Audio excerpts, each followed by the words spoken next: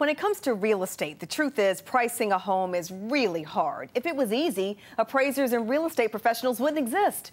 Real estate expert Linda Kraft joins me now with the most common things a seller will say that will actually cause them to lose money in their sale. And I'm so interested in this because I think I've had it all backwards for a long time. Let's start with square footage.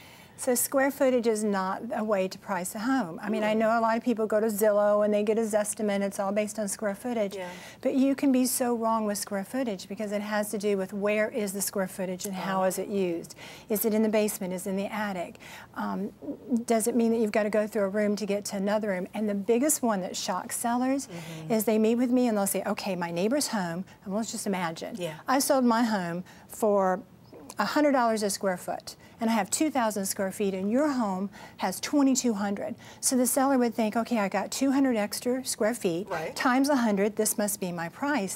And unless you have more rooms, you don't get to count it that way. It's a totally different calculation because you have the same room count, you just have more space spread out in the same rooms. Right, it could be spread out in some place that doesn't mean anything. Yeah, it just meant that maybe your bedroom was bigger or your kitchen was bigger, but you still have a kitchen, you still have a bedroom. And so you can really get caught off guard with that kind of calculation. Okay, what about the words wiggle room? You know, wiggle room is something every seller says I need, and they probably do.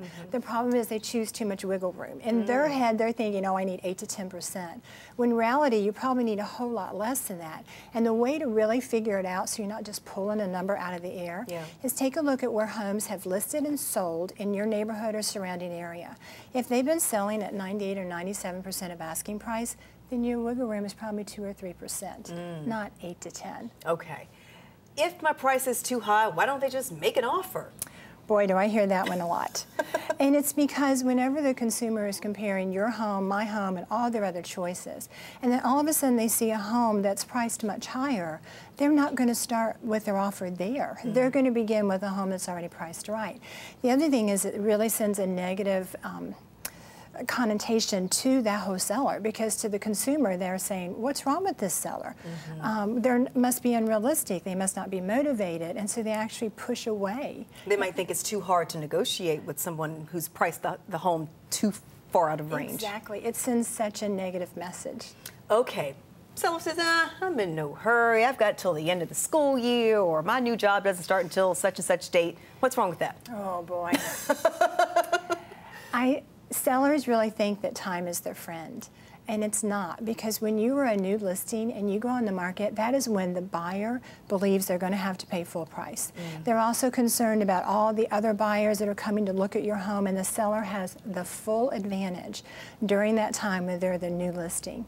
After time passes, they lose their advantage, and now the buyer has the advantage because they look at their home and they say, well, if nobody else wanted this home, what's wrong with it? Well, surely I'm not going to pay that price because no one else was willing to pay the price. It must be wrong. And it's kind of like when we go shopping for clothes, the new arrivals come in at the department store, they're up front, and as time goes on, they just keep getting deeper and deeper into the store until pretty soon they're on the red dot clearance. Well, there's a reason. Time was not the friend, and it's the same thing for sellers. But for me, when I go to buy that dress that's on the red dot, for me, I feel like I've got a great bargain. It's a good thing. Yeah, and but does it not work that way with homes? It doesn't. Okay. It doesn't. There's just too much choice, and there's too much emotion in buying a home.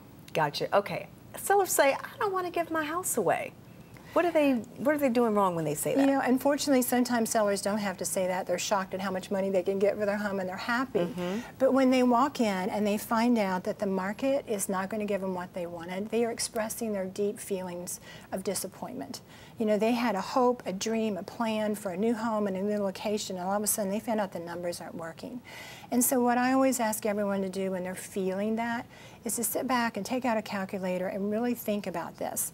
Because when you take a look at how long you're going to have to wait for your home to go up in value to where you need it to be to feel better about this sale, plus all the mortgage payments you're going to make along the way, and the reality that the house you want to buy is probably going up in value at the same time, those words end up paralyzing you to where you do nothing and you're stuck for much longer and you end up losing a whole lot more money. Then figuring out how can we make this dream a reality? Right. What is the solution here? And there are so many different solutions that, you know, when they say I'm not going to give, well, actually, I really hope someday when they say I'm not going to give my house away that they'll give it to me. Wouldn't that be great? That would be great. Wouldn't that be great? I'm waiting. You know what? I changed my mind. I'm going to give it to you. Wouldn't that be awesome? Linda, great information that will hopefully empower some people. Thank you. You're very welcome. If you are thinking about selling your home, you know you can trust our real estate expert, Linda Craft, and her amazing team to bring you top dollar. Give them a call at 919-235-0007 or visit lindacraft.com.